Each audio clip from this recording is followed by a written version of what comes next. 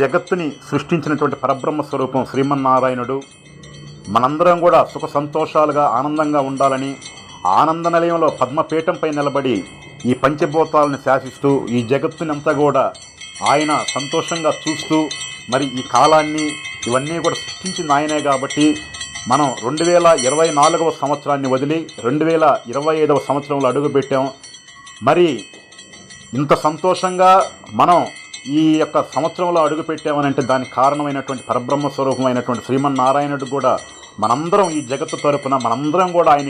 ఆయన కూడా అంటే మనకి తండ్రి లాంటి వాడు, మనందరినీ సృష్టించింది ఆయనే కాబట్టి మన ఇంట్లో మనందరం కూడా మన మిత్రులకి, మన బంధువులకి, మన ఇంట్లో అమ్మా నాన్నకి మనం ఏ విధంగా అయితే నూతన సంవత్సర శుభాకాంక్షలు తెలియజేసుకుంటున్నామో అదేవిధంగా మన సృష్టికి కారకమైనటువంటి పరబ్రహ్మ స్వరూపమైనటువంటి ఆ శ్రీమన్నారాయణుడికి కూడా మన జగత్తు తరపున మనందరి తరపున కూడా మనం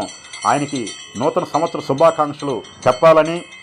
మనందరం కూడా చెబుతున్నామని చెబుతూ ఆయనకి నమో వెంకటేశాయ స్వామి, నీకు నూతన సంవత్సర శుభాకాంక్షలు, నమో నారాయణాయ, గోవింద గోవింద.